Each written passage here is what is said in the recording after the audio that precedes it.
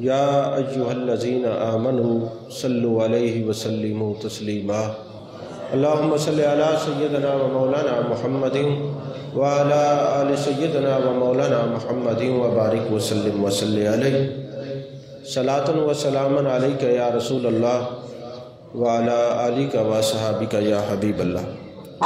تمام تعریفیں اللہ تبارک و تعالیٰ کے لیے ہے جو خالق کائنات بھی ہے، مالک ششجہات بھی، جو احد بھی ہے، صمد بھی ہے، جس کی شان لم یلد بھی ہے ولم یولد بھی۔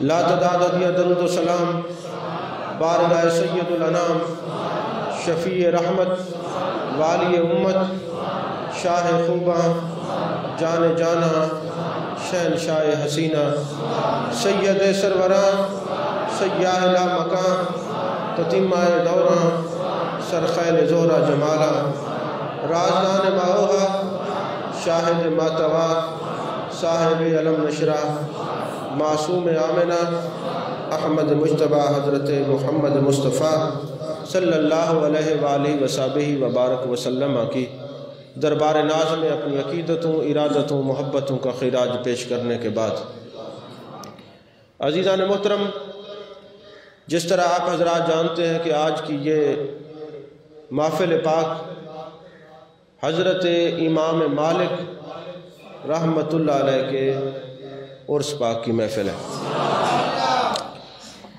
گفتگو کو شروع کرنے سے پہلے دو باتیں عرض کرنا چاہتا ہوں۔ آپ حضرات یہ جانتے ہیں کہ ہر امام، ہر محدث، ہر فقیہ کا یہاں پہ عرس منایا جاتا ہے۔ اولیاء، اصفیاء، ازکیاء، نقباء، نجباء، کاملین، واصلین، عاشقین، رادین، مردین، جتنے بھی ہیں سب کی یاد منائی جاتی ہے۔ آج جس ہستی کو ہم نے سرنامہ سخن بنایا ہے وہ حضرت امام مالک ہے۔ عقائد کی کتابوں میں یہ بات پڑھائی جاتی ہے کہ چاروں ائمہ برحق ہیں۔ بات کو توجہ سے سنیے گا، موبائل اپنے پہلے بند کر لیں، اور میں جو گیٹ پہ کھڑے ہوتے ہیں دوست ان کو کئی دفعہ کہتا ہوں ہر آنے والے کا موبائل پہلے بند کروا دیا کرو، کیونکہ آپ توجہ سے بات وہ نہیں سنتے، جب کوئی اعتراض کرتے پھر آپ کو جواب بھی نہیں آتا۔ تو میں کیا کہہ رہا تھا کہ چاروں ائمہ برحق ہیں۔ امام اعظم، امام مالک، امام شافعی، امام احمد بن حنبل، عقیدے کا سبق پڑھا رہا ہوں، چاروں ائمہ برحق ہیں، چاروں اہل سنت ہیں، چاروں کے ماننے والے جنتی ہیں۔ تو جب چاروں امام برحق ہیں، چاروں کے متبعین مقلدین جنتی ہیں، چاروں ایک دوسرے کے پیچھے نماز پڑھ سکتے ہیں، یہ چاروں کے چاروں اہل سنت ہیں۔ ہم تقلید کرتے ہیں فقہ کے اندر۔ دین کے دو حصے ہوتے ہیں، ایک ہوتا ہے اصل، ایک ہوتا ہے فرع۔ جو دین کی اصل ہے اس میں ہم اتباع اپنے نبی کی کرتے ہیں، فقہ کے اندر ہم ان ائمہ کو فالو کرتے ہیں۔ سمجھ میں آ رہی ہے بات؟ تو حضرت امام مالک رضی اللہ تعالیٰ عنہ و رحمۃ اللہ علیہ، حضرت امام مالک کے ذکر سے پہلے دو علمی باتیں کرنا چاہتا ہوں تاکہ آپ کو مزید ذوق پیدا ہو کہ ہم ہر اہل علم سے محبت کیوں رکھتے ہیں، ان کی یاد کیوں مناتے ہیں، اس سے ہمیں فائدہ کیا ہوگا۔ اللہ نے قرآن میں فرمایا ان الذین آمنوا وعملوا الصالحات سیجعل لهم الرحمن ودا۔ جو لوگ ایمان لائے اور نیک عمل کیے ان کی محبتیں میں لوگوں کے دلوں میں بٹھا دیتا ہوں، ان لوگوں کی محبتیں میں لوگوں کے دلوں میں بٹھا دیتا ہوں۔ اب عربی کی اکثر تفاسیر کے اندر جہاں یہ آیت ہے نا ان الذین آمنوا وعملوا الصالحات سیجعل لهم الرحمن ودا، اس کے نیچے ایک حدیث لکھی ہوئی ہے۔ اصل یہ حدیث بخاری سے لکھی ہے۔ حدیث کیا ہے؟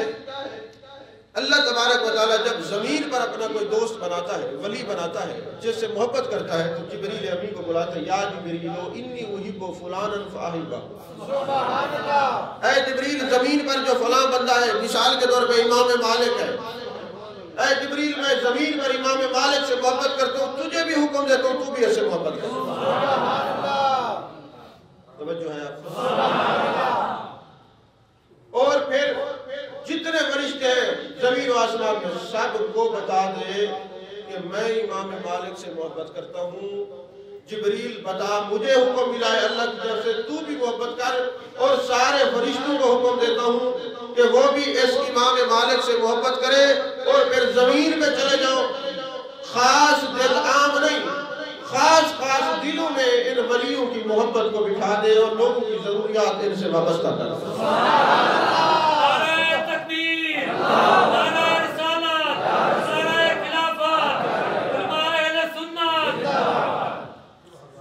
یہ بخاری شریف میں حدیث ہے، کہاں ہے؟ بخاری شریف میں۔ اچھا ترتیب دیکھیں، اللہ فرماتے ہیں میں ولی سے محبت کرتا ہوں، جبریل تجھے حکم دیتا ہوں، فرشتوں کے کو یہ میرا پیغام سنا دے سارے سے محبت رکھیں، اور ایمان والوں کو بھی حکم دے دے کہ سارے میرے ولیوں سے پیار کریں۔ سبحان اللہ، حدیث ہے بخاری میں، اور جہاں یہ آیت لکھی ہوئی ہے اس کے نیچے یہ حدیث بھی درج ہے۔ اچھا میں آپ سے پوچھنا چاہتا ہوں، آج ہمیں لوگ کہتے ہیں تم ولیوں کے پاس کیوں جاتے ہو؟ نماز پڑھو، روزہ رکھو، زکوٰۃ دو، حج ادا کرو، کافی ہے، تمہیں ولیوں سے محبت کرنے کی ضرورت کیا ہے؟ میں پوچھتا ہوں جبریل امین کو کیا ضرورت تھی کہ اللہ فرما رہا ہے کہ تم ان سے محبت کرو؟ فرشتوں کو کیا ضرورت تھی کہ اللہ فرما رہے میرے ولیوں سے محبت کرو؟ اچھا علمی بات ہے کہ ایک ہوتا ہے امر ترغیبی، ایک ہوتا ہے امر تشریحی۔ امر ترغیبی کے اندر امر کا صیغہ نہیں ہوتا، ترغیب کا مضمون ہوتا ہے۔ مثال کے طور پہ آپ کو یہ پتہ چلے کہ آپ اس آستانے سے مرید ہیں، آپ کو یہ پتہ چلے کہ آپ کے پیر صاحب جو ہیں وہ روزانہ شجرہ پڑھتے ہیں، اگر آپ کو یہ پتہ ہو کہ وہ شجرہ پڑھتے ہیں، یہ امر ترغیبی ہے کہ مضمون ہے ترغیب کا کہ تم بھی پڑھو۔ اچھا اگر یہ پتہ چلے کہ وہ پڑھتے بھی ہیں اور حکم بھی دیتے ہیں کہ جو اس آستانے سے خانقاہ سے وابستہ ہیں وہ شجرہ روز پڑھیں گے، اب یہ ہو گیا امر تشریح، یعنی وہ پڑھتے بھی ہیں اور حکم بھی دیتے ہیں کہ تم نے بھی پڑھنا ہے۔ اب اس کو کہتے ہیں امر ترغیبی، امر تشریح، یہ اہل علم کی زبان ہے، میں اس کو آسان کر کے سمجھا رہا ہوں۔ تو پوری شریعت کا مطالعہ کریں، میں بڑے وثوق سے آپ کو کہہ رہا ہوں، قرآن اور حدیث کا مطالعہ کریں۔ اللہ کی ذات کے لیے امر ترغیبی آپ کو دو چیزوں میں ملے گی، یا آیت درود میں ان اللہ و ملائکتہ یصلون علی النبی یا ایھا الذین آمنوا صلوا علیہ وسلموا تسلیما، بے شک اللہ اور اس کے سارے فرشتے نبی پر درود بھیجتے ہیں، ایمان والو تم بھی درود اور سلام پڑھا کرو۔ بخاری شریف کی حدیث ہے، اللہ بھی ولیوں سے محبت کرتا ہے، فرشتوں کو بھی حکم دیتا ہے، ایمان والوں کو بھی حکم دیتا ہے۔ یہ امر تشریح اور ترغیب یا آیت درود میں ہے یا محبت ولی میں؟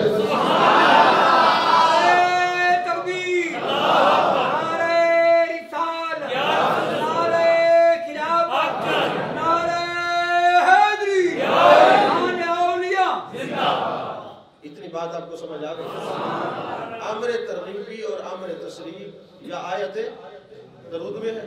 کہتے جی ہم درود و سلام نہیں پڑھتے، میں نے کہا تمہیں نہیں کہا ایمان والا، تمہیں تو دعوت ہی نہیں ہے، تو تمہیں لاڑے کی ٹوپی بننے کی ضرورت بھی نہیں ہے، تمہیں تو کہا نہیں، جن کو کہا وہ پڑھتے بھی ہیں اور پڑھاتے بھی ہیں، اور جن کو محبت ولی بھی، ہم ولیوں کے پاس نہیں جاتے، ہمیں ولیوں کی ضرورت نہیں، میں نے کہا تمہیں کہا بھی نہیں ہے۔ جن کو حکم ہے وہ محبت کرتے بھی ہیں اور کراتے بھی، محبت کرتے بھی اور کراتے بھی ہیں۔ تو پتہ چلا امر ترغیبی اور تشریح یا آیت درود میں ہے یا محبت ولی میں ہے۔ یہی سبب ہے آج امام مالک کی یاد کا جلسہ ہم زمین میں آج کر رہے ہیں، ان کی یاد کے جلسے عرش بری میں تو پہلے سے ہو رہے ہیں۔ یہ لاکھوں پمفلٹ چھاپ کے، یہ ریال چھاپ کے یہ اپنے پیسے ضائع کر رہے ہیں کہ ولیوں سے کچھ نہیں ملتا، ولیوں کی محبت میں کیا ملتا ہے؟ آپ نے دیکھا یہ جو تحریکیں چلا کر ولیوں کی محبتوں کو دل سے نکال رہے ہیں، یہ پوری طرح ناکام ہو رہے ہیں، اس لیے کہ محبت ولی کی تحریک عرشی ہے اور بغض ولی کی تحریک تعریف فرشی ہے، یہ فرش والے کچھ نہیں کر سکتے کہ عرش والے محبت ولی کی تعریف چلائے۔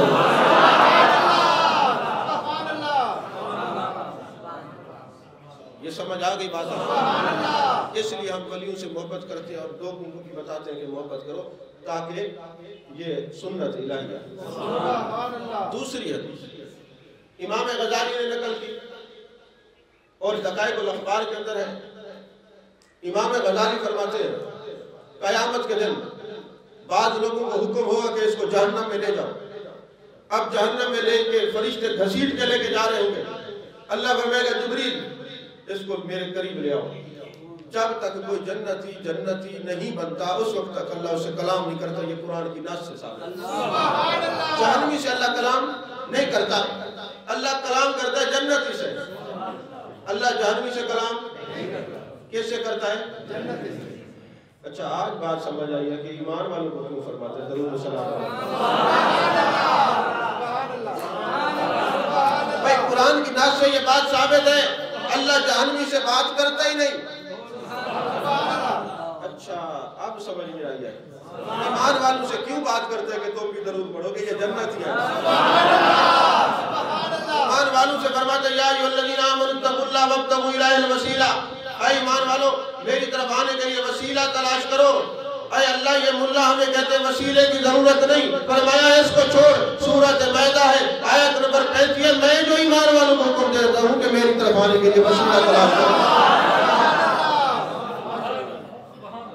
اچھا دقائق الاخبار میں ہے۔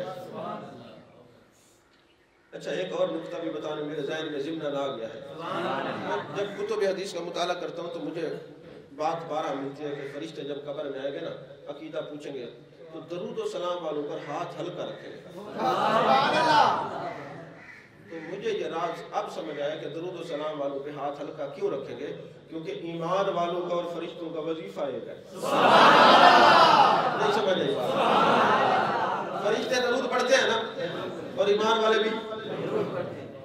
تو میرے آقا علیہ السلام نے جو ہمیں ایک قرآن دیا ہے اس میں اللہ کیا فرماتا ہے کہ رسول اللہ والوں کی نشانی کیا ہے؟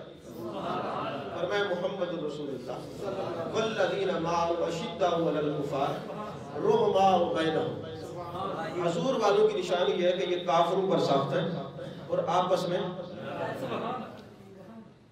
آپ کو نہیں سمجھ آیا؟ تو یہ فرشتے کافروں پر سخت ہیں مگر درود و سلام والوں پر نرم، اس لیے کہ اللہ نے نشانی بتا دی کہ نبی والے ایسے ہوتے ہیں۔ دروازے والے پاس نہ دیکھو میں اچھا دقائق الاخبار کی حدیث پاک ہے، امام غزالی نے نقل کیا۔ جہنمیوں کو گھسیٹ کے لے کے جا رہے ہوں گے، حکم ہو گیا ان کو میرے قریب کرو۔ اللہ فرمائے گا جبریل ان سے پوچھو انہوں نے کبھی کسی عالم سے محبت کی ہے؟ کبھی کسی عالم سے محبت کی ہے؟ وہ کہیں گے ہم تو بکواس کرتے تھے، ہم تو کہتے تھے چھوڑو، جائیں گے اس وقت جب خطبہ ہونے والا ہوگا تقریری نہ سننی پڑے۔ اللہ فرمائے گا اچھا اس سے پوچھو کبھی اس نے اپنے بیٹے کا نام کسی عالم کے نام پہ رکھا ہے؟ وہ کہیں گے جی نہیں۔ اچھا کسی عالم کی موجودگی میں دسترخوان پہ بیٹھ کے کھانا کھایا ہے؟ وہ کہیں گے نہیں۔ اچھا کسی عالم کے مکان میں اللہ کی رضا کے لیے ایک رات گزاری ہے؟ نہیں۔ جب ساری باتیں ہوگی نا نفی میں، اللہ فرمائے گا جبریل اس سے پوچھ کبھی کوئی ایسا دوست بنایا ہے جو علماء کو دوست رکھے؟ وہ کہیں کہ ہاں جی ہمارا فلاں دوست تھا، وہ علماء سے بڑی محبت رکھتا تھا، ان سے بڑا پیار کرتا تھا۔ اللہ فرمائے گا جبریل اس کا ہاتھ پکڑ کے اس کو جنت میں لے جا، میں نے اپنے اوپر لازم کیا ہے کہ جو ایسے آدمیوں کو دوست بنائے جو علماء کو دوست رکھتے وہ جہنم میں نہیں جائیں گے، وہ جنت ہی ہے۔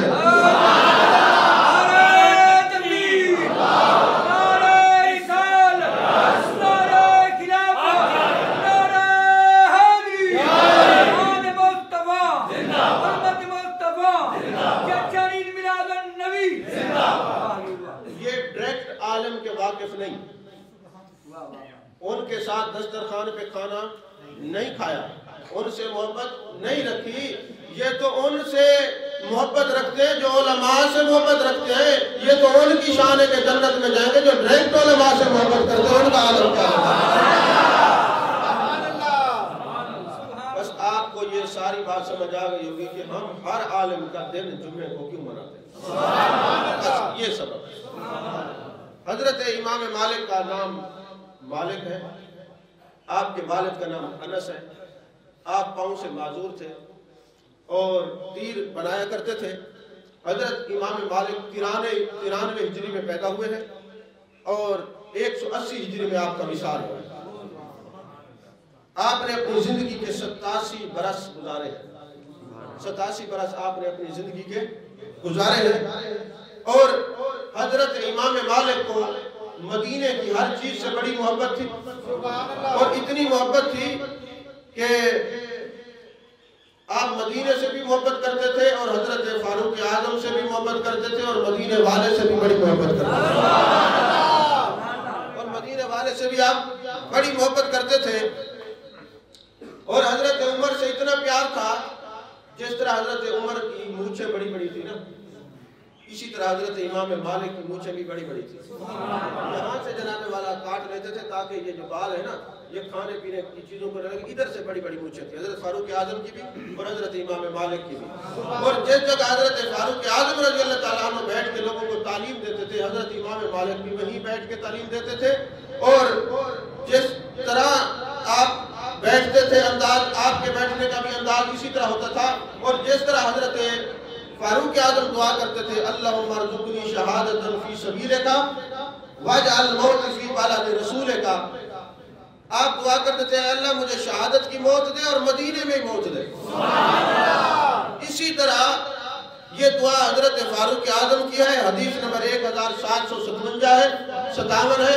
حضرت فاروق اعظم بھی یہ دعا کرتے تھے، یہ بخاری میں حدیث موجود ہے کہ مدینے میں موت دے، مدینے سے دور نہ کر، مدینے میں موت دے اور شہادت کی موت دے۔ پتہ چلا مدینے میں مرنے کی دعا مانگنا حضرت فاروق اعظم کی سنت ہے۔ حضرت فاروق اعظم مدینے سے نکلتے نہیں، اور ایک برادری مکے سے جاتی ہے مدینے جاتی نہیں۔ آپ بتائیں طریقہ کس کا اپناؤ گے، فاروق اعظم کا یا ان کا؟ تو حضرت فاروق اعظم فرماتے ہیں اے اللہ مجھے مدینے میں موت دے اور اپنے رسول کے شہر میں موت دے اور شہادت کی موت دے۔ اسی طرح حضرت امام مالک سب کچھ ہونے کے باوجود آپ نے صرف ایک حج کیا ہے۔ کسی نے کہا جناب آپ کے پاس اتنا مال و متاع ہے، آپ ہر سال حج پہ جایا کریں۔ فرمایا میں شہر مدینہ میں رہتا ہوں اور ایک حج فرض ہے، میں نے وہ کر لیا ہے، اب میں مدینے سے اس لیے نہیں جاتا، اگر میں مکے گیا اور راستے میں میرا وصال ہو گیا تو میری تدفین وہیں ہو جائے گی، اور میں مدینے سے جانا نہیں چاہتا، میں مال کے مدینے میں ہی رہنا چاہتا ہوں۔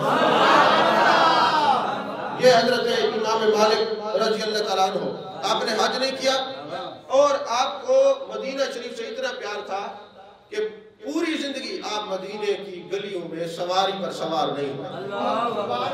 الدین کلو ادب، دین ادب کا نام ہے، جس کا دین دیکھنا اس کا ادب چیک کرو کہ یہ ادب والا کتنا ہے۔ آپ نے پوری زندگی مدینے میں سواری استعمال نہیں کی، شاگردوں نے، خلفاء نے، خلیفہ وقت نے اعلیٰ سواریاں دی۔ فرمایا جس شہر میں میرے نبی کے قدم لگے ہوں اس شہر کو میں گھوڑوں کے ٹاپوں سے روند نہیں سکتا، یہ عشق کا تقاضا یہ ہے کہ یہاں پہ میں ننگے پاؤں چلوں۔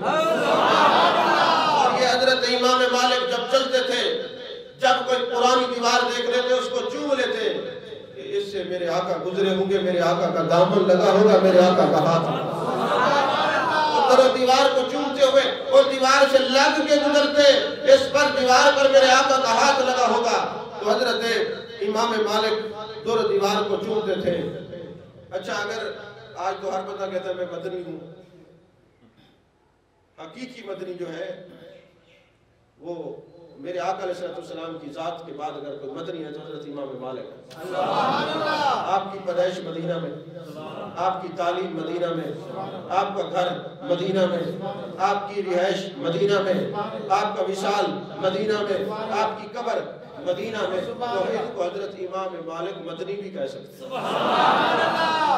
یہ حضرت امام مالک کے جو والد تھے، اگرچہ انہوں نے دین پر کوئی ان کو دسترس حاصل نہیں تھی، تیر بناتے تھے، معذور تھے پاؤں سے، لیکن آپ کو یہ محبت دین سے ضرور تھی کہ جب بھی کھانا کھانے بیٹھتے نا آپ کے والد کا نام انس ہے، وہ انس نا فقہ کے سوالات اپنی اولاد سے کرتے رہتے تھے کہ نماز کا مسئلہ بتاؤ، روزے کا مسئلہ بتاؤ، زکوٰۃ کا مسئلہ بتاؤ، نماز کیسے پڑھتے ہیں؟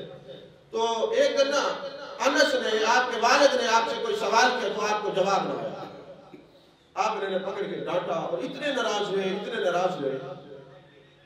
تو جب ماں کو پتہ چلا کہ انس میرے گھر والے ناراض ہو رہے ہیں امام مالک سے، تو کہنے لگی آپ پریشان نہ ہوں، میں اس کو سمجھاتی ہوں.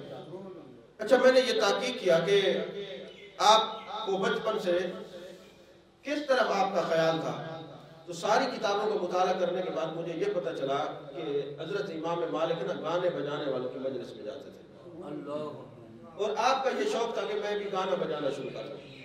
اب ماں نے ان کو کیا بات سمجھائی، اور یہ ہمارے سامنے ممتاز صاحب اس کی تائید کریں گے. ماں نے ان کو سمجھائی، بیٹا اگر تو گانے بجانے والوں کی مجلس میں چلا گیا تو یہ جو گانا سننے والے ان کی عمر کی ایک حد ہوتی ہے، جب یہ 50 سال سے اوپر یا 40 سال سے اوپر جاتے ہیں نا، ان کا میلان رب کی طرف توجہ بڑھنا شروع ہو جاتی ہے. یہ گانے بجانے والوں کو چھوڑتے، یہ جو فنکار ہیں یا گانے بجانے والے ہیں، ان کی عمر آخری اچھی نہیں گزرتی، کوئی ان پہ توجہ نہیں دیتا. تو لہذا بیٹے میں تجھے وصیت کرتی ہوں تو دین پڑھ، اور جیسے جیسے تو دین پڑھتا جائے گا 100 سال سے بھی زیادہ تیری عمر ہو جائے گی، لوگوں کے دلوں سے عزت نہیں جائے گی کہ یہ علم کی شان ہے. اللہ نے فرمایا ان الذین آمنوا وعملوا الصالحات سیجعل لهم الرحمن ودا. اب دیکھیں ماں ایسی تبلیغ کرنے والی تھی تو بیٹا بھی تو امام مالک پیدا ہوا. اور آج کل ماں کیا تبلیغ کرتی ہے، میری بیٹی کھانا اچھا بنانا، چلی شادی ہو جائے گی تو کیا کہیں گے اس کی ماں نے کھانا ہی نہیں پکانا سکھایا. اور باپ کیا کہتے ہیں، کما کے لاؤ، بڑے نام تم کرو، یہ جناب تم ICS کر لو اور فلاں کر لو، یہ کر لو، فلاں پڑھ لو، یہ تم MBBS بن جاؤ، FCPS بن جاؤ، نام کماؤ. لیکن امام مالک کی ماں اس کو کیا تعلیم دے رہی ہے، نبی کا غلام بنو، علم پڑھو، علم کی بڑی شان ہے. اور ماں تعلیم دے رہی ہے، بیٹے کائنات میں کوئی ایسا شخص نہیں جو یہ دعویٰ کرے جب میں چلتا ہوں تو فرشتے میرے قدموں کے نیچے پر بچھاتے ہیں سوائے عالم کے. کائنات میں کوئی ایسا شخص نہیں ہے کہ مچھلیاں اس کے لیے مغفرت کی دعا کرتی رہے، در و دیوار اس کے لیے دعا کرے. کوئی ایسا شخص نہیں ہے، جب مرے تو شہادت کی موت ہے. اگر طالب علم مرے تو نبی سے نیچے والے درجے پر وہ ہوتا ہے، جب طالب علم مرے فرشتے زیارت کو آتے ہیں. یہ ساری باتیں عالم کی شان ہے، کسی غیر عالم کی شان نہیں ہے. عزیزان محترم، تو انہوں نے کہا ماں ٹھیک ہے، میں آپ سے وعدہ کرتا ہوں میں دین پڑھوں گا. اب 7 سال کی عمر میں آپ کی والدہ نے آپ کو مسجد نبی شریف میں لے گئی. وہاں ایک استاد تھے جن کا نام تھا ربیہ رائی.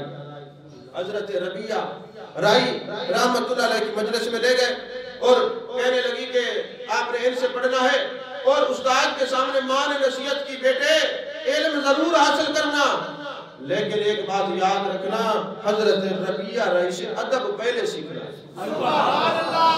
ادب والوں کے سینوں میں علم سماتا ہے، ادب والوں کے سینے میں علم آتا ہے، ادب والوں پر علم جچتا ہے، ادب والوں پر علم کا حسن کا نکھار واضح نظر آتا ہے. جس کے دل میں ادب ہوگا وہ عالم بھی ہوگا، وہ عالم باللہ بن جائے گا، فقر اللہ بن جائے گا. جب مرے گا نہیں، امر ہو جائے گا، قیامت تک قبر بھی اس کی زندہ رہے گی. تو آپ 7 سال تک حضرت ربیہ رائی کے شاگرد رہے. اس کے بعد آپ عبداللہ بن ہرمز کے شاگرد بنے، 8 سال ان کے پاس پڑھے. ان کے پاس 8 سال آپ فرماتے ہیں میں نے 2 چیزیں سیکھیں، یا ادب سیکھا ہے یا علم تصوف سیکھا. اور پھر آپ جناب والا نافع کے بھی شاگرد رہے جو حضرت عبداللہ بن عمر کے غلام تھے. اسی طرح آپ کے جو اساتذہ کی تعداد ہے، تابعین اساتذہ، وہ 300 ہیں. سبحان اللہ. 300 تابعین سے آپ نے اکتساب علم حاصل کیا ہے، اور ٹوٹل آپ کے شاگرد استادوں کی تعداد 900 حضرت امام مالک ہے. 900 اساتذہ ہیں. اور آپ کبھی کبھی اپنا واقعہ بیان کرتے ہیں کہ مجھے کتابوں سے اتنی محبت تھی، گھر میں پہلے کچھ نہیں تھا، جب میں عالم بن گیا پھر اللہ نے رزق کے دروازے کھول دیے، پھر تو میرے پاس اعلیٰ نسل کے جانور اور پتہ نہیں دنیا کی ساری نعمتیں موجود تھی. جب میرے طالب علمی کا زمانہ تھا، کتابیں موجود نہیں تھی، تو میں نے سوچا کہ میں کون سی گھر کی چیز بیچ کر کتابیں خریدوں. کچھ بھی نہیں تھا. اچانک میری نظر اپنے گھر کی چھت پر پڑتی ہے، میں چھت اتار کے اس کی کڑیاں شتیر بیچ کے کتابیں خرید کے لے آیا. یہ دین پڑھنے کا اتنا ذوق تھا. اور آپ کے جناب والا ابن منقدر یہ بھی آپ کے استاد ہیں، ابن شہاب زہری بھی آپ کے استاد ہیں. اسی طرح جناب والا آپ نے 1,00,000 احادیث مبارکہ زبانی یاد کی ہوئی تھی. سبحان اللہ. اس کے علاوہ جناب حضرت امام جعفر صادق رضی اللہ تعالیٰ عنہ بھی آپ کے استاد ہیں. آپ موطا امام مالک اٹھائے نا تو اس کے اندر 9 احادیث مبارکہ آپ نے حضرت امام جعفر صادق سے نقل فرمائی. اسی طرح جناب والا آپ نے جب تعلیم حاصل کر لی اور آپ فتویٰ دینے لگے تو آپ فرماتے ہیں کہ میں نے فتویٰ ایسے دینا شروع نہیں کیا. 70 جید علماء نے پہلے میرا امتحان لیا، ٹیسٹ لیا، مجھے پاس کیا، اس کے بعد میں نے فتویٰ دینا شروع کیا. یعنی 70 علماء نے آپ کو پاس کیا تب یہ فتویٰ دیتے ہیں. آج تو آپ پڑھتے بھی نہیں اور فتویٰ دیتے ہیں. تبھی تو میرے آقا نے فرمایا من افتى بغیر علم لعنت ملائکۃ السماء والارض، او کما قال علیہ السلام. جو مستند عالم نہ ہو اور وہ جب جتنی دیر تقریر کرے گا، بحث کرے گا، فتویٰ دے گا، زمین آسمان کے فرشتے اس پر لعنت بھیجتے رہیں. اور لعنت اس لیے نہیں بھیجیں گے کہ وہ مسئلہ غلط بتا رہے ہیں، فرمایا صحیح بتائے تب بھی لعنت بھیجیں، کیونکہ یہ لکل فن رجال، ہر فن کا ماہر ہوتا ہے، یہ اس فن کا ماہر نہیں ہے. اگر کوئی بندہ کسی کو دوائی دے اور اس کی جان چلی جائے اس پر دیت ہے، کیونکہ وہ حکیم نہیں تھا، ڈاکٹر نہیں تھا، اس نے دوائی کیوں دی. اسی طرح جو عالم نہ ہو مسئلہ صحیح بھی بتائے تب بھی لعنت پڑتی ہے، کیونکہ اس کا فن نہیں ہے، وہ مسئلہ کیوں بتا رہا ہے. اس لیے جب کسی کی تقریر سنا کرے پہلے پتہ کیا کریں یہ عالم بھی ہے کہ نہیں. سبحان اللہ. اسی طرح حضرت امام مالک نے کرائے پر حضرت عبداللہ بن مسعود رضی اللہ تعالیٰ عنہ کا مکان لیا ہوا تھا. آپ ساری زندگی ان کے مکان میں رہے، مکان خریدا نہیں. اس ادب کی وجہ سے کہ یہ میں مکان خریدوں گا تو عبداللہ بن مسعود کا مکان میرے نام ہوگا، یہ حضور کے صحابی کا مکان ہے، انہی کے نام ہی رہے. سبحان اللہ. حضرت عبداللہ بن مسعود رضی اللہ تعالیٰ عنہ کا مکان آپ نے نہیں خریدا، آپ کرایہ بھرتے رہے. حضرت عبداللہ بن مسعود چونکہ کوفہ چلے گئے تھے، یہاں تھے نہیں، ان کا مکان آپ نے کرایہ پہ لیا اور ان کے رشتہ داروں کو کرایہ دیتے رہے. اپنے نام اس لیے نہیں کیا کہ ان کا نام ہٹا کر میں اپنا نام نہیں لگاتا، یہ زمین حضرت عبداللہ بن مسعود کے نام ہے. رضی اللہ تعالیٰ عنہ. آپ کو پتہ نہیں یہ بات نہیں سمجھ آئی ہوگی، یہ بات بڑی ادب کی ہے. آج کسی کو عزت مل جائے نا، دیکھتے نا بڑے بڑے القابات اپنے نام کے ساتھ لگاتے ہیں، اپنے اساتذہ کا ذکر نہیں کرتے. یہ ادب بتا رہے ہیں کہ جہاں تمہارے اساتذہ کا نام ہے انہی کا نام لیا کرو، پھر تمہارے نام کو عزت ملے گی. بتانا مقصود یہ تھا. اور آپ کا یہ معمول تھا کہ حضرت فاروق اعظم رضی اللہ تعالیٰ عنہ کے بیٹھنے کی جگہ پر آپ بیٹھتے تھے، درس و تدریس دیتے تھے. آج کی یہ جو ابھی میں تقریر کر رہا ہوں وہ پہلی تقریر کی طرح نہیں ہے، یہ ایک مقالہ ہے حضرت امام مالک کے متعلق. اور یہی وجہ ہے کہ ہمارے جو سامعین ہیں بڑے بڑے خطباء کے مقابلے میں ان کی معلومات زیادہ ہے کہ ہر جمعے کو کسی نہ کسی کے بارے میں یہ سنتے ہیں. تو حضرت امام مالک نے جمعے کا دن لوگوں کو کھانا کھلاتے، دسترخوان بچھاتے اور ہر آنے والے کو ملاقات کرتے اور ان کے مسائل سنتے تھے. اب آپ کے طلباء کی تعداد میں ہزاروں کی تعداد میں آپ کے شاگرد تھے اور ان کی 2 اقسام تھی. ایک قسم کے وہ طلباء تھے جو آپ کے حلقہ میں بیٹھ کے پڑھتے تھے، اور ایک وہ تھے جو سال کے بعد حج میں آتے، وہ کہتے ایک حدیث بھی سن لیں تو چلو امام مالک کے شاگردوں میں نام آ جائے. موسم حج میں بھی آپ کے پاس جو ہے نا وہ شاگرد آیا کرتے تھے. آپ کا طرز زندگی ایسا تھا کہ آپ مہنگے کپڑے پہنتے تھے، اور اس لیے پہنتے تھے کہ جب اللہ نے دیا ہے وَأَمَّا بِنِعْمَةِ رَبِّكَ فَحَدِّثْ، اس کی نعمتوں کا خوب چرچا کرو، یہ اس کے دیے ہوئے کا چرچا ہو جائے گا. کیونکہ اکثر لوگوں کے پاس ہوتا بہت کچھ ہے لیکن لگتا ہے جیسے یتیم ہے. یہ کوئی فقر نہیں ہے، یہ تو ناشکری ہے، کفران نعمت ہے.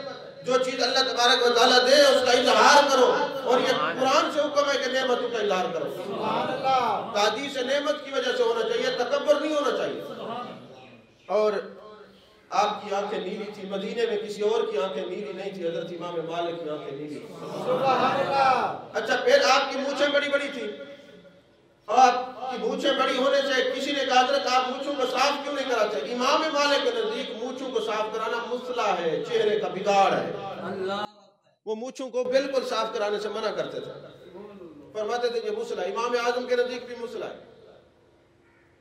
لیکن امام مالک نے کبھی کسی کو دیکھتے نا بھی مونچھیں اس کی ختم ہے اور داڑھی ہے تو فرماتے یہ چہرے کا بگاڑ ہے، مونچھیں رکھو. مونچھیں ہلکی کرنے کا حکم ہے، بالکل ان کی چھٹی کرانے کا، اس طرح پھرانے کا حکم نہیں ہے۔ اسی طرح آپ جب بھی نماز پڑھنے کے لیے جاتے تھے تو آپ کے پاس ایک کپڑا ہوتا تھا، آپ بچھاتے تو کسی نے پوچھا حضرت یہ نماز کے وقت یہ کپڑا آپ کیوں رکھتے ہیں؟ فرمایا اس لیے رکھتا ہوں کہ یہ زمین ساختے جب میں سجدہ کروں گا نا تو میرے ماتھے کے اوپر نا کالا نشان پڑ جائے گا، یہ دکھاوے میں نہ آ جائے لوگ یہ کہیں نمازی ہے۔ یہ بات اصل میں کہنے جو بتانے لگا تھا آپ کو کہ کوئی یہ نہ کہے یہ نمازی ہے۔ آج تو لوگ علیحدہ پتھر کی زمین ڈھونڈ کے اس پہ ماتھا ٹکا کے ساری رات پڑے رہتے ہیں کہ کالا نشان بن جائے لوگ کہیں نمازی ہے۔ جو دکھاوا جس عبادت میں آ جائے گا وہ عبادت بیکار ہو جائے گی۔ یہ شرک خفی ہے، عبادت کرنی ہے تو صرف اللہ کے لیے کرنی ہے۔ قل ان صلاتی و نسکی و محیایا و مماتی للہ رب العالمین، نماز پڑھنی ہے تو اس کے لیے، روزہ رکھنا ہے تو اس کے لیے، زکوٰۃ دینی ہے تو اس کے لیے، قربانی کرنی ہے تو اس کے لیے، جینا ہے تو اس کے لیے، مرنا ہے تو اس کے لیے۔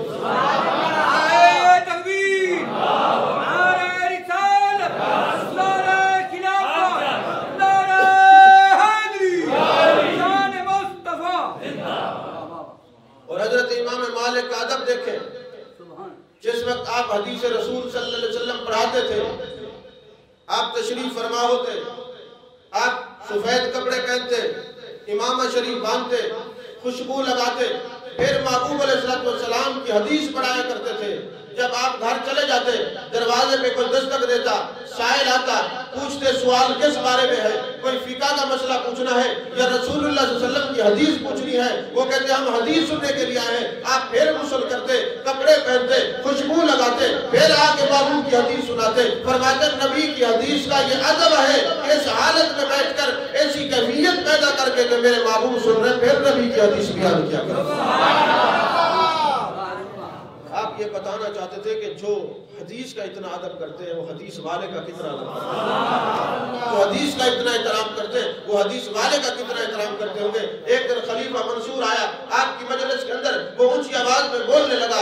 آپ نے فرمایا تجھے نہیں پتا کہ محبوب علیہ السلام کے شہر میں تو جناب والا موجود ہے اور تو اونچی آواز میں باتیں کر رہے، تجھے نہیں پتا یہاں اللہ نے فرمایا ہے کہ اونچی آواز میں بات نہ کرو، اعمال ضائع ہوتے ہیں، اور تو اونچی آواز میں بات کر رہے۔ اور آپ جب مجلس تدریس میں موجود ہوتے، آپ کا حلقہ بیٹھا ہوتا تو آپ کی آواز سے کسی کی بھی آواز اونچی ہوتی آپ ناراض ہوتے، فرماتے اپنی آواز کو کم کرو۔ تمہیں نہیں پتا کہ رسول اللہ کی حدیث بیان کی جا رہی ہے، جتنی بیان کی آواز ہے اس کی آواز اونچی کرنا بھی یہ بھی اعمال کو ضائع کرتا ہے، یہ بھی ضائع کرتا ہے۔ ایک دن آپ حدیث بات پڑھا رہے تھے تو ایک بچھو آیا، اس نے آپ کی پشت مبارک پہ 16 ڈنک مارے، 16 پشت کے پر 16 نشانات ہیں، لیکن آپ ہلے نہیں۔ جب آپ بیٹھتے تھے نا حدیث پڑھانے، ابھی ہم تقریر کرتے نا تھک جاتے، کبھی ایسے ہو جاتے ہیں ایسے ہو جاتے ہیں، کرسی پہ آرام سے نہیں بیٹھتے تھے، وہ زمین پہ بیٹھتے تھے، نبی پاک کی حدیث پڑھاتے ہوئے پہلو نہیں بدلتے تھے۔ کسی نے پوچھا حضور آپ پہلو کیوں نہیں بدلتے؟ فرمایا یہ رسول اللہ صلی اللہ علیہ وسلم کی حدیث کے ادب کے خلاف ہے کہ نبی کی حدیث پڑھا رہے ہو اور پہلو بدلو اور بے توجہی کا خیال کرو تو اظہار کرو۔ اور آپ جب حدیث پڑھاتے فرماتے میری طرف توجہ رکھو، کیونکہ تم حدیث کی طرف بے توجہی کرو گے ہو سکتا ہے تمہارا خاتمہ اچھا نہ ہو۔ بہرحال تو حضرت امام مالک 16 مرتبہ بچھو نے آپ کے جسم پہ ڈانگ مارا، آپ نے پہلو نہیں بدلا۔ شاگردوں نے کہا حضرت آپ کا چہرہ پیلا ہو رہا ہے، شکل پیلی ہو رہی ہے، خیریت تو ہے؟ فرماتے ہیں لگتا ہے کوئی چیز پشت پہ کاٹ رہی ہے۔ دیکھا تو بچھو تھا اور مسلسل ڈنگ مار رہا تھا۔ شاگردوں نے کہا حضرت جب آپ کو ڈنگ لگا ہوگا اس کی بڑی تکلیف ہوتی ہے، آپ پہلو بدل لیتے، بتا دیتے۔ فرمایا نہیں میں حدیث رسول پڑھا رہا تھا، یہ حدیث رسول کا ادب ہے، کچھ بھی ہو جائے یہ تو بچھو تھا، آ رہے بھی چاہتے تھا بھی حدیث رسول کی طرف توجہ رکھیں۔ یہ ادب والے لوگ کہاں سے لائے؟ ایک دفعہ خلیفہ منصور آیا نا تو اس نے ایک سوال کیا کہ حضور یہ بتائیں میں آیا ہوں سرکار کی بارگاہ میں، آپ کی طرف منہ کر کے دعا کروں یا قبلہ کی طرف منہ کر کے دعا کروں؟ آپ نے جو مسئلہ بتایا بڑا اہم تھا۔ آپ نے بتایا کہ جس چہرے کی وجہ سے تمہارے چہرے نہیں بدلتے اسے منہ کیوں موڑتا؟ اچھا اس کو یوں بھی میں آسان کر دوں، آپ نے بھیک مانگنے والے لوگ دیکھے ہوں گے جو فقیر بھیک مانگتے ہیں۔ اچھا کوئی بندہ آئے آپ کی طرف پشت کر کے کھڑا ہو جائے اور کہے مجھے اللہ کے لیے کچھ دے دے، تو آپ خوش ہوں گے ناراض ہوں گے؟ ناراض ہوں گے نا کہ تو عجیب آدمی ہے، تجھے مانگنے کا سلیقہ اور طریقہ نہیں آتا، تو میری طرف پوسٹ کر کے کھڑا ہے اور پھر مجھ سے مانگ رہا ہے، تو مجھ سے بتائیں مجھے کہ جب ہم مدینے جاتے ہیں تو سرکار کی بارگاہ میں کیا کہتے ہیں؟ اسألک الشفاعۃ، اسألک الشفاعۃ، آقا ہم آپ سے شفاعت کا سوال کرتے ہیں، شفاعت کا سوال کرتے ہیں، ہم تو شفاعت کی بھیک مانگتے ہیں۔ جب ہم ان سے شفاعت کی بھیک مانگیں گے، بھیک مانگنے والا منہ کرتا ہے یا پوسٹ کرتا ہے؟ امام مالک کا یہی نظریہ ہے، جب محبوب کی بارگاہ میں آؤ، جن کے چہرے کی وجہ سے تم ریچھ بندر اور ہاتھی نہیں بنتے، تمہارے چہرے مسئلہ نہیں ہوتے، ان کی طرف منہ کر کے اللہ کی بارگاہ میں سبحان اللہ۔ عزیزان محترم، حضرت ابو بکر محمد بن سعدون ایک بزرگ تھے، ان کو محبوب علیہ السلام کی زیارت ہوتی تھی سبحان اللہ۔ تو لیث بن سعد اور حضرت امام مالک یہ دونوں عالم ہیں، تو لیث بن سعد نے کہیں چاشت کی نماز پڑھی تو 8 رکعتیں پڑھی، حضرت امام مالک نے نماز پڑھی تو 12 رکعتیں نماز پڑھی۔ اب وہ جو سعدون تھے وہ دیکھ رہے تھے کہ اب ادب کی وجہ سے میں کس سے سوال کروں۔ رات کو محبوب علیہ السلام کی زیارت ہوئی تو سعدون کی ٹانگ میں درد تھا، محبوب علیہ السلام نے اس کی ٹانگ پہ ہاتھ مارا اور فرمایا پوچھو کیا پوچھنا چاہتے ہو؟ کہنے لگے حضور یہ چاچ کی نماز کی رکعت 8 ہے یا 12 ہے؟ آپ نے فرمایا جو مالک نے پڑھی ہے وہی ہے، جو مالک نے پڑھی ہے وہی ہے۔ اور 12 لوگوں کو زیارت ہوتی کہ حضور ہم کس سے مسئلہ پوچھیں، اس وقت مدینے سے کس سے سوال کریں؟ تو میرے آقا فرماتے امام مالک کے پاس چلے۔ کئی دفعہ لوگوں نے پوچھا مختلف آئمہ نے کہ حضور یہ لیث یہ فتویٰ دیتے ہیں اور امام مالک یہ فتویٰ دیتے ہیں، آپ کی نظر میں کون سا فتویٰ پسند ہے؟ تو آپ نے فرمایا مجھے امام مالک کا فتویٰ پسند ہے۔ سبحان اللہ۔ عزیزان محترم، آپ نے جو موطا امام مالک لکھی نا، اس کے اندر جو حدیث پاک ہے 1720 احادیث ہے، اس میں سے تقریباً 600 مسند ہیں اور 222 مرسل ہیں، 617 موقوف ہیں اور 275 اقوال تابعین ہیں۔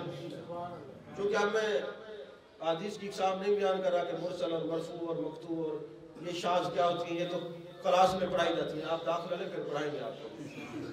اسی طرح جناب آپ نے یہ ساری حدیث کا یہ مجموعہ جو بنایا ہے موطا امام مالک، تو کسی اور نے بھی حدیثیں اکٹھی کی تو وہ لوگ اکٹھے ہو کے آپ کے پاس آئے اور کہنے لگے حضور والا ہم بھی یہ حدیث کا کام کر رہے ہیں۔ انہوں نے کہا تم اس لیے کر رہے ہو کہ تمہاری نام بھری ہو، ہم تو خدا کے لیے کر رہے ہیں۔ سبحان اللہ۔ اب یہ بات سے لگی، آپ نے فرمایا اپنی کتابوں کو نا پانی کے اندر ڈالتے ہیں، پھر دیکھتے ہیں جس کی کتاب خشک ہوگی وہ اللہ کی رضا کے لیے کر رہا ہے۔ جب آپ نے موطا امام مالک کو پانی میں ڈالا، جب نکالا تو وہ خشک تھی، فرمایا اس کو کون مٹا سکتا ہے جو اللہ کی رضا کے لیے لکھی گئی۔ ایک دن میں میلاد النبی کے اوپر ایک کتاب پڑھا تو اس میں لکھا ہوا تھا کہ کسی عاشق نے نا اپنے گھر میں دیے جلائے محبوب کی آمد کے لیے، تو دوسری برادری آگئی، انہوں نے کہا یہ تو شرک ہے، بدعت ہے، ان کو مٹاؤ۔ انہوں نے کہا میں نے اپنے نبی کے لیے دیے جلائے ہیں، مٹا سکتے ہو تو مٹا دو، ان کو بجھا سکتے ہو تو بجھا دو۔ وہ پھونک مارتے رہے، وہ آگ بجھی نہیں، دیے جلتے رہے۔ فرمایا جو نبی کے نام کا دیا جل رہا ہے وہ اللہ نے جلایا، اس کو دنیا مٹا ہی نہیں سکتی، یہ جلتا ہی رہے۔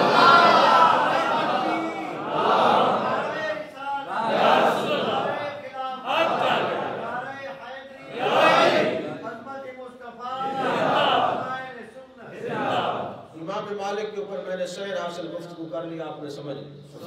آخری بات کر کے گفتگو ختم کروں، کیونکہ ہر سال آپ کا عرس ہوتا ہے، سارا مواد یہ آج ہی آپ نے یاد کر لیا تو پھر اگلے سال کیا سنیں گے۔ تو آخری بات عرض کر رہا ہوں، آپ کے جو شاگرد ہیں، ابھی تو میں نے آپ کے شاگردوں کے نام نہیں بتایا، اساتذہ کے نام سے مختصر بتائیں۔ یحییٰ بن یحییٰ آپ کے شاگرد ہیں، فرماتے جب آپ پر نزاع کا عالم طاری تھا نا تو میں بار بار آپ کے سامنے کھڑا ہو جاتا کہ آپ کی نگاہ پڑے، آپ کی نظر مجھ پر پڑے اور میرے باطن کی دنیا بدل گئی اور کوئی خاص بات کر دیں۔ فرماتے میں بار بار جانے لگا تو آپ کے جو آخری الفاظ تھے وہ 2 باتیں تھیں، سبحان اللہ، 2 باتیں تھیں آخری الفاظ۔